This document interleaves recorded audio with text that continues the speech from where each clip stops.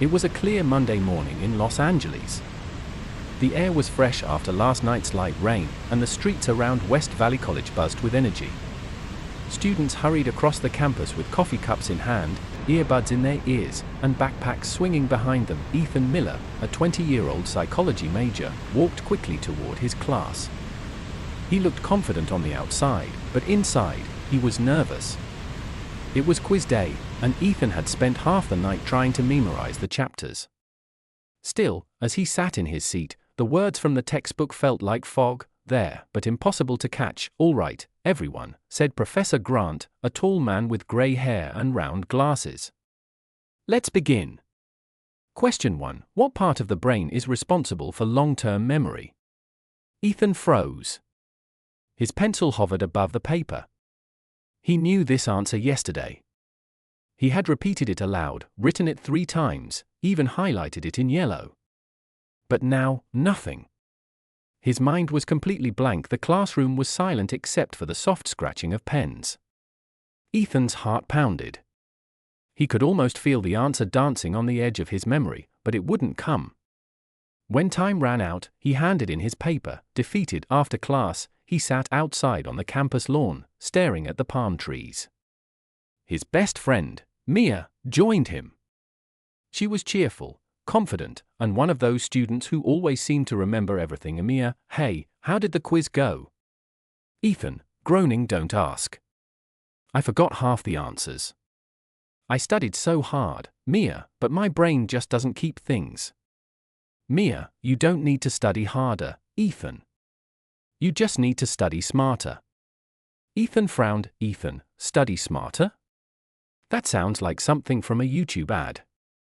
Mia, laughing, "Maybe, but it's true. You're using your brain the wrong way. You're trying to force information instead of helping your brain enjoy it." Ethan tilted his head, curious. "Ethan, enjoy it? How does a brain enjoy studying?" Mia smiled and leaned forward. "Mia, come to the library after lunch. I'll show you something amazing. It changed the way I remember things forever." Ethan hesitated for a moment. He had tried flashcards, notes, and apps before. Nothing worked. But Mia sounded so sure. Maybe it was worth one more try. That afternoon, the library was quiet and cool. Sunlight streamed through tall windows, and the soft hum of the air conditioner filled the silence. Mia opened her notebook, and on the first page, written in neat blue ink, were the words "How to remember everything." "Ethan, so, this is your secret?" "Mia, not just mine. It's a technique used by memory champions. And it works for everyone, if you practice." She drew a simple picture of a red apple on the page. "Mia, when I say apple, what comes to your mind?" Ethan, "A bright red fruit." "Mia, exactly. You see it before you say it. That's how memory really works, through images, not just words." Ethan leaned closer, fascinated. "Ethan, so, I should use pictures instead of plain notes?" "Mia, yes. And that's only the beginning. Next, I'll teach you something called the memory palace. It's one of the oldest and most powerful memory systems in the world." Ethan smiled for the first time that day. Maybe, just maybe, he could finally change the way his brain worked. As he packed up his books, he felt something new, hope. "All right, Mia," he said, standing up. "Show me how to remember everything." The next day, Ethan arrived early at the college library. The sun was shining through the large glass windows, making golden squares on the carpet. He found a quiet corner table, and a few minutes later, Mia walked in with her backpack and a big smile. "Mia, you're early. That's a good sign." Ethan, "Yeah, I figured if I want to fix my memory, I should start by showing up on time." They both laughed. Mia opened her notebook again, and Ethan noticed something new written across the top: "The memory palace." Ethan leaned forward, his eyes curious. "Ethan, all right, Mia, what's this memory palace thing about? Sounds like something from a movie." "Mia, it's actually a very old technique. The ancient Greeks used it, and even memory champions use it today. It's not magic, it's science. She took out a blank piece of paper and drew a simple floor plan of a small house, a front door, a living room, a kitchen, and a bedroom. Mia, this is your memory palace. It can be your real house, your apartment, your school, any place you know really well. Ethan, okay, but what does my house have to do with remembering psychology terms? Mia grinned. Mia, everything. Here's how it works. Your brain remembers places better than random words. So, if you connect new information with locations in your mind, you can recall it instantly. She handed him the pencils. Mia, let's try an example. Imagine you have to remember 5 things: apple, book, car, dog, and guitar. Now, picture walking through your home. Ethan closed his eyes. Ethan, I'm at the front door. Mia, perfect. Imagine a giant red apple sitting on your doormat. Ethan, laughing, okay, that's weird, but I see it. Mia, good. Now, step into your living room. There's a huge book floating in the air, its pages turning by themselves. Ethan, wow, that's easy to imagine. Mia, next, go to your kitchen, and there's a shiny car parked right next to the fridge. Ethan, a car in the kitchen. That's impossible. Mia, exactly. The stranger it is, the stronger you'll remember it. Ethan was smiling now, completely engaged. At Mia, in the hallway, you meet a dog wearing sunglasses. Ethan laughs harder. Okay, that's hilarious. Mia, and finally, in your bedroom, there's a guitar playing music by itself.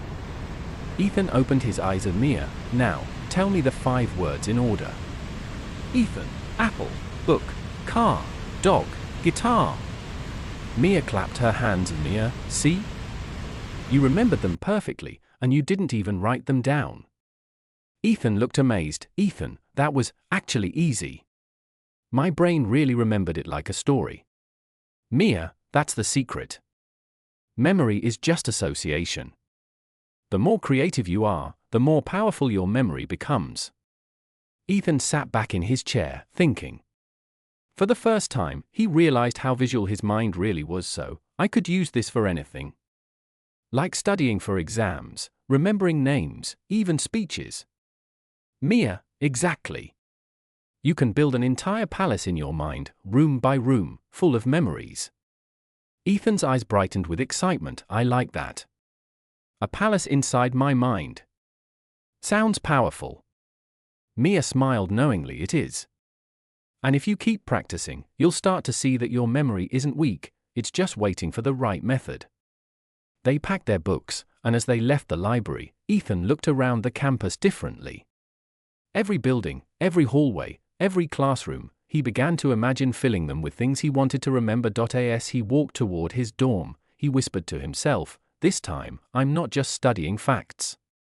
I'm building my own memory palace. And for the first time, Ethan felt confident that his mind could truly change. It had been 3 days since Ethan learned about the memory palace from Mia. Since then, something had changed in him. He was no longer afraid of studying. In fact, for the first time in his life, he was excited to learn. Every evening, after classes, Ethan sat by the window in his dorm room, watching the sunset over the Los Angeles skyline, and practicing his new memory technique. His roommate, Jake, often teased him. Jake, dude, why are you sitting there with your eyes closed? Are you meditating or something? Ethan, smiling, no, man. I'm training my mind. Jake, training your mind? You sound like a Jedi. Ethan, laughing, maybe I am. Ethan explained how Mia had taught him to build his memory palace. He was now using his entire apartment as a mental map, each room filled with strange, funny, or emotional images connected to his college lessons. For psychology terms, he imagined characters living inside his home. In the kitchen, Sigmund Freud was making coffee. In the bathroom, Pavlov's dog barked every time he heard the water running. In the living room, Carl Jung was reading a book beside a flickering lamp. Each scene was strange, but unforgettable. A few days later, Ethan met Mia again at the library. Mia, so, how's your palace going? Ethan, it's growing fast. I can remember things I used to forget in seconds. But sometimes, my mind feels tired. Mia, that's normal. Your brain is like a muscle. When you start training it, it gets sore. But if you keep going, it gets stronger. She closed her laptop and looked serious for a moment. Mia, do you want to know the next step? Ethan, of course. Mia, you have to train your focus. Memory is nothing without attention. If your mind is full of noise, nothing stays. Ethan nodded thoughtfully. Ethan, so, how do I train that? Mia, start small. 1 minute at a time. Sit still, close your eyes, and focus on your breath. If your mind wanders, bring it back. It sounds simple, but it's powerful. They both practiced together in silence for 1 minute. Ethan noticed how difficult it was. His thoughts jumped everywhere: homework, social media, lunch, his phone buzzing in his pocket. When the minute was over, he sighed. Ethan, wow. I didn't realize how noisy my head is. Mia, most people don't. But once you start noticing, you can control it. A clear mind remembers better. Ethan looked inspired. Ethan, so, it's not just about memory tricks. It's about changing how I think. Mia, exactly. Memory isn't only in your brain, it's in your habits, your focus, your emotions. That night, back in his dorm, Ethan tried again. He turned off his phone, closed his eyes, and focused on breathing slowly. For the first time in months, his mind began to feel calm, steady, like still water. After a few minutes, he opened his notebook and reviewed what he had learned. Every image from his memory palace appeared clearly in his mind, brighter, sharper, and easier to recall. He smiled to himself. This is working, he whispered. My brain is finally waking up. He didn't know it yet, but this was only the beginning of his transformation. It was Friday afternoon at West Valley College. Students were filling the courtyard, chatting, laughing, and making weekend plans. But Ethan wasn't thinking about parties or movies. He was on a mission. After a week of practicing his memory palace, he had started to notice small but powerful changes in his daily life. He could remember people's names more easily. He could recall facts from lectures without checking his notes. And even simple things, like where he left his keys, became easier to remember. Still, he wanted to go further. He wanted to understand why this technique worked so well. That day, he found Mia sitting outside the student cafe, sipping iced coffee and typing on her laptop. Ethan, hey, memory master. Mia, laughing, look who's here. How's the palace holding up? Ethan, better than ever. But I have a question, why do those weird pictures stick in my mind so easily? Like the car in the kitchen or the dog with sunglasses. Mia, that's because of association. It's one of the most powerful tools of memory. She closed her laptop and leaned back. Mia, our brains are not built to remember boring information. They remember connections. When you connect something new to something you already know, a place, a feeling, a smell, it becomes unforgettable. Ethan nodded slowly. Ethan, so the stranger or funnier the connection, the stronger the memory. Mia, exactly. Emotions and imagination make memories stick. That's why people remember embarrassing moments or their favorite songs for years. Mia took a napkin and drew a quick sketch of a spider web. Mia, think of your memory like this. Each dot is a piece of information. But if you connect the dots with strong associations, you build a web. The stronger the web, the harder it is to forget. Ethan studied the drawing, fascinated. Ethan, so, if I'm learning new vocabulary, I should connect each word to something visual or emotional. Mia, yes. For example, if you want to remember the word curious, imagine a cat opening a door with its paw. Something silly and vivid, you'll never forget it. Ethan laughed. Ethan, a cat opening a door. That's perfect. That evening, Ethan decided to test the idea. He had a long list of psychology terms to memorize for his next exam.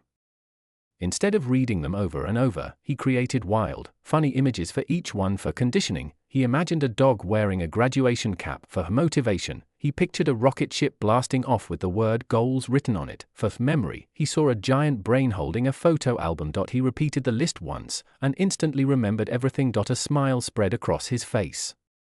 This didn't feel like studying anymore. It felt like storytelling. Later that night, he texted Mia, "Ethan, you were right. Association is magic. I can remember everything from today's class." Mia, "Told you. You're starting to think like a memory expert.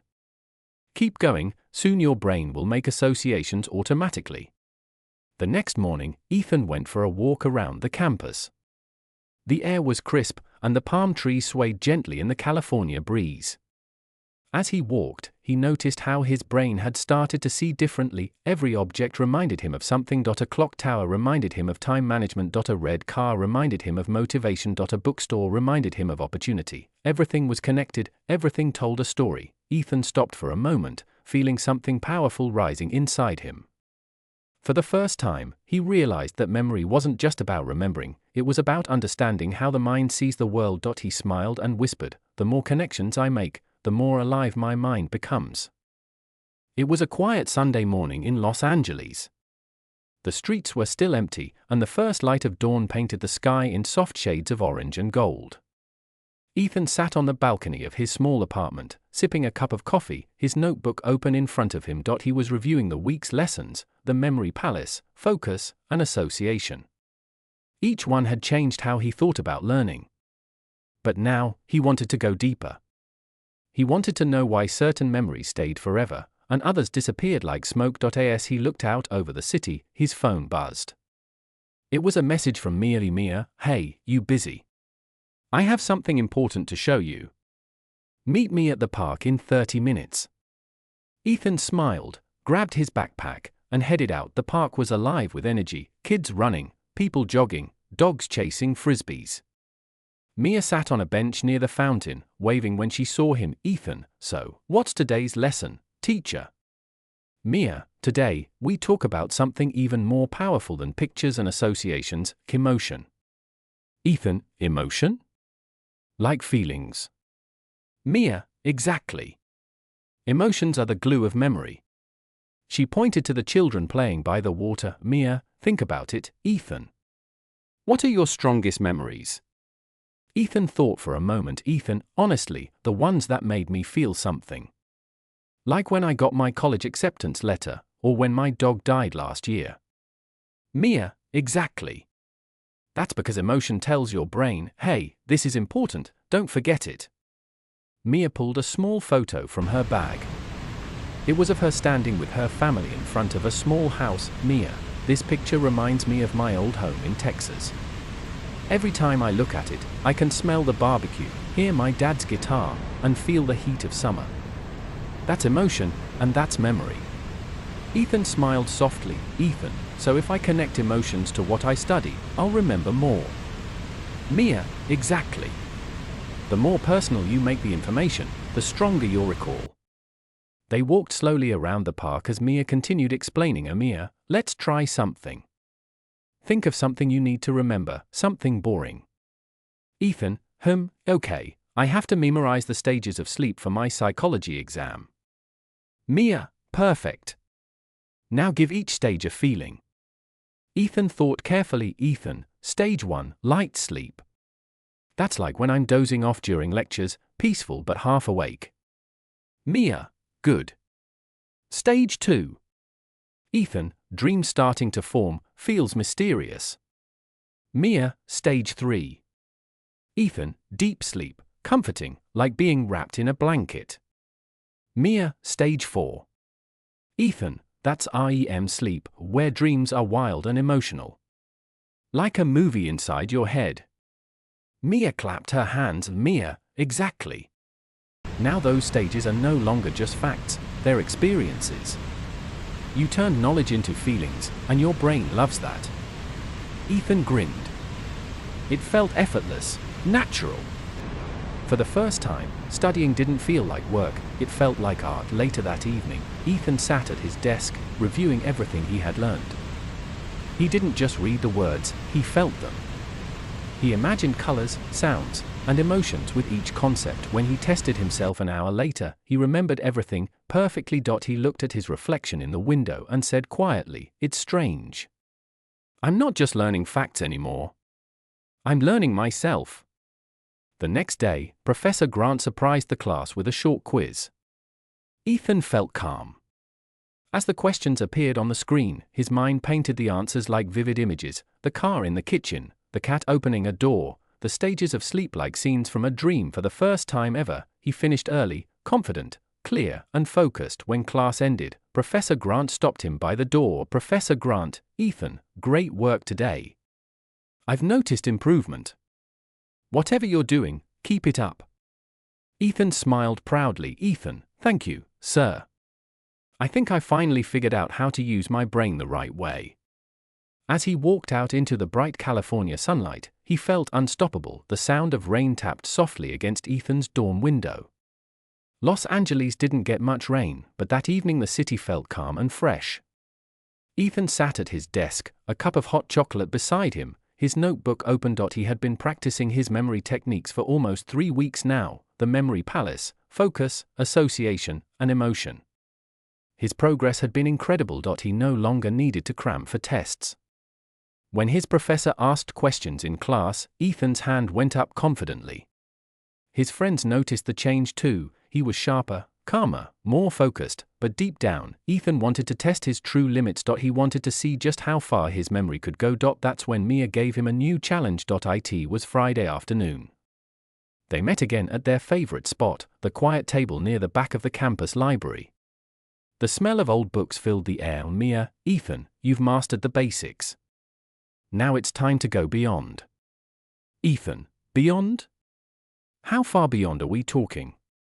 Mia, grinning, "Let's see how much your brain can handle." She pulled out a sheet of paper with a long list, 50 random words. Ethan, eyes widening, "You want me to remember all of that?" Mia, "Yes. 50 words. One try. You have 10 minutes. Ethan, that's impossible. Mia, it used to be impossible. Not anymore. Ethan took a deep breath. He closed his eyes and started building images in his mind, placing each word inside his memory palace. The first word, bicycle. He imagined a bright blue bicycle parked right inside his kitchen. Second word, moon. He pictured the moon glowing above his couch in the living room. Third, pizza. A giant slice of pizza spinning on his study table. He continued, room by room, object by object. Some images were funny, some strange, some emotional, but all were unforgettable. 10 minutes passed. Mia, all right, ready. Ethan, nervously smiling, let's find out. She read the words one by one, out of order each time. Ethan paused for a second, visualized the room, and smiled. Kitchen, bicycle. Living room, moon. Desk, pizza. And on. He got them all right. Every single one. Mia's eyes widened in disbelief. Mia, Ethan, that's incredible. You didn't miss a single word. Ethan, laughing, I can't believe it either. My brain actually did it. Mia, you broke your limit. You see, your memory was never weak, it was just untrained. That night, Ethan couldn't sleep. He lay in bed staring at the ceiling, his mind alive and racing. For years, he had believed he wasn't smart enough, that his brain just didn't work like other people's. But now, he realized that wasn't true. He wasn't broken, he just never learned how to use his potential. He thought about something Mia had said on their first day in the library. You don't need to study harder, Ethan. You need to study smarter. Those words echoed in his mind like a mantra. He sat up, grabbed his notebook, and wrote down 3 sentences. The brain remembers what it understands. The more you feel, the more you remember. There are no limits, only methods. Ethan smiled.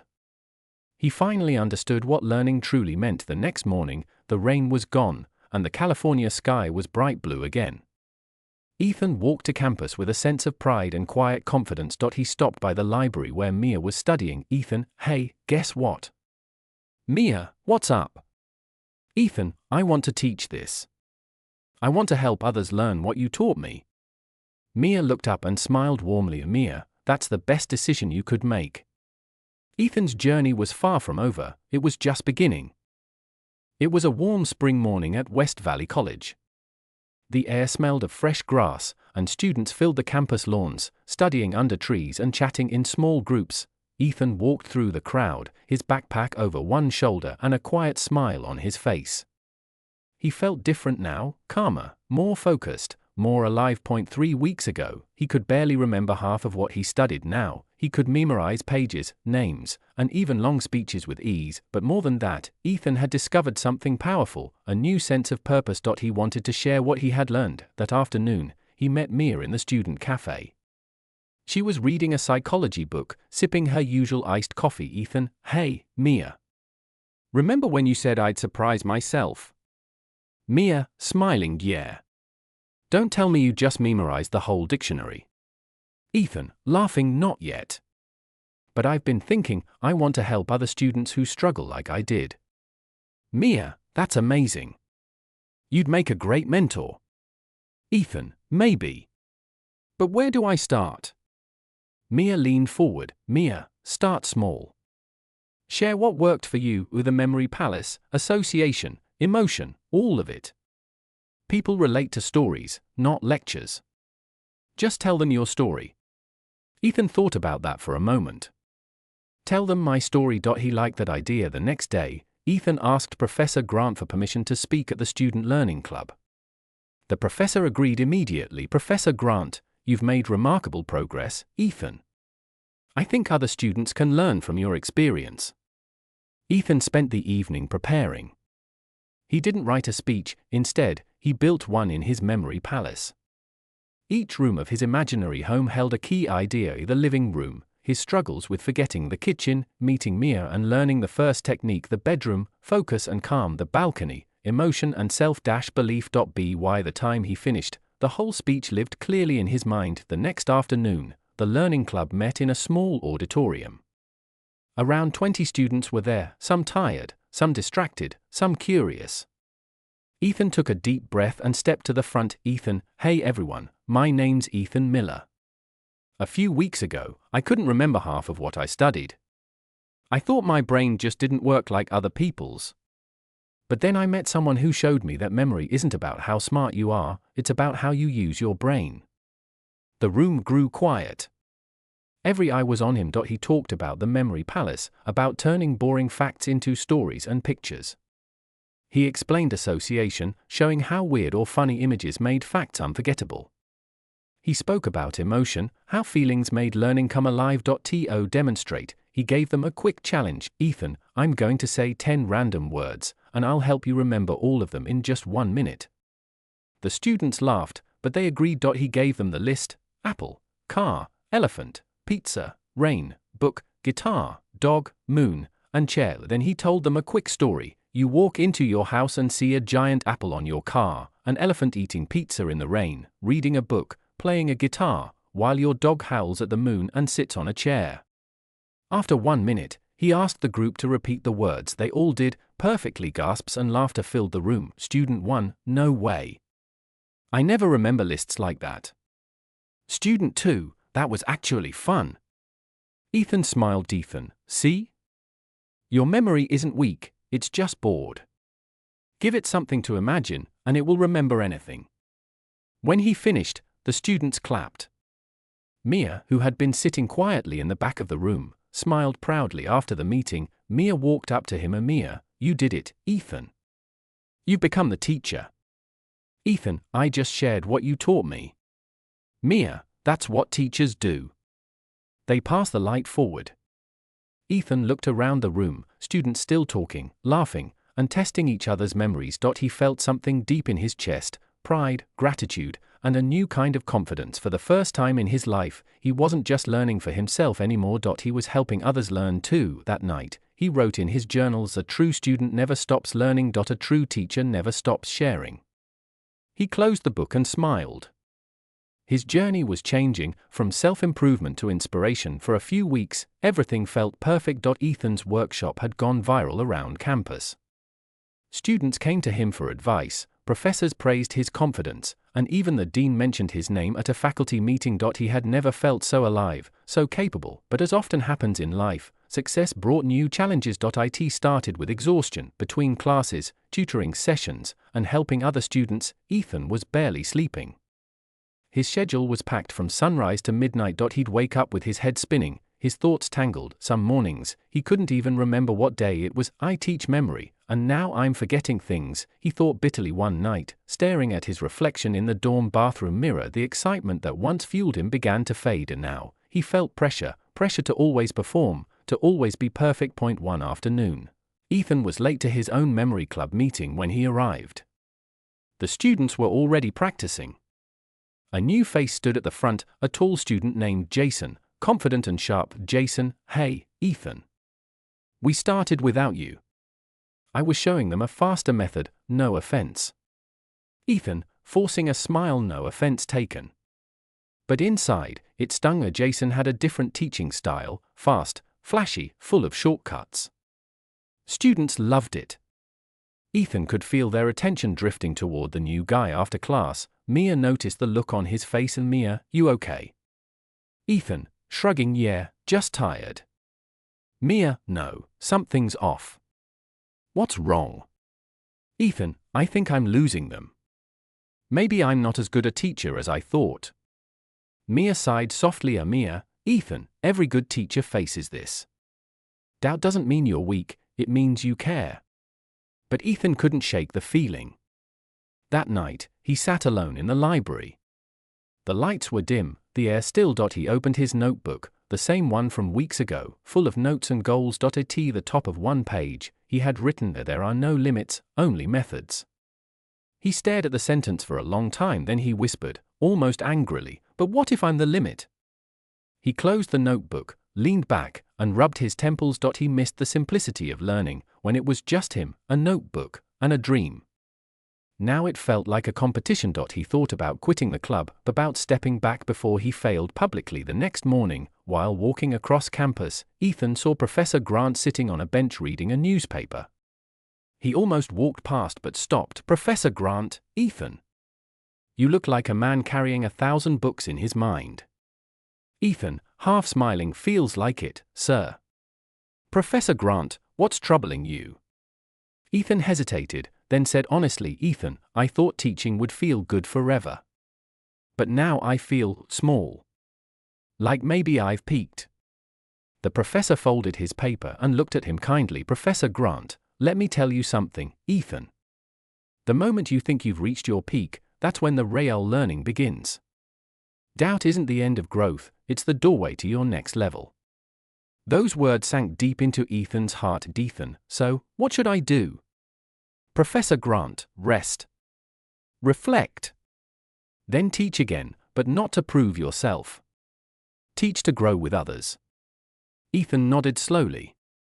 He realized he had been chasing perfection instead of progress. That evening, he called Mia. Ethan, you were right. I've been trying too hard to be perfect. Mia, perfection is boring, Ethan. People don't need a perfect teacher, they need a real one. Ethan smiled faintly. Maybe being real was better than being right. He decided to take a short break. For the first time in weeks, he left his books at home and went for a walk through Santa Monica Beach. The salty breeze hit his face. The sun was dipping into the horizon, painting the sky orange and gold. He watched the waves rise and fall, rhythmic and endless, just like learning. Each wave crashed, disappeared, then returned stronger. Ethan closed his eyes and whispered to himself, it's okay to fall. The key is to rise again. That night, for the first time in a long time, he slept peacefully. The sun rose slowly over Los Angeles, painting the sky with shades of pink and gold. For the first time in weeks, Ethan woke up before his alarm. No rush, no noise, just peace. He stretched, opened his window, and let the morning air fill his room. He felt lighter. The break had done him good. The ocean walks, the quiet sunsets, and the distance from constant pressure had cleared his mind, but something still lingered inside, a question, what now? That morning, he received a message from Mia. Mia, hey, there's a memory workshop next week in San Francisco. Open to students from across California. Want to come? Ethan, a workshop. Mia, yeah. They're inviting people who've done something creative with memory learning. You'd fit right in. Ethan hesitated. A part of him wanted to go. Another part whispered, you're not ready yet. He stared at the message for a minute, then finally typed back, Ethan, I'll be there. A week later, he and Mia boarded a train to San Francisco. The city skyline came into view as they crossed the Bay Bridge, bright, bold, and alive. The event was being held at a university auditorium near downtown.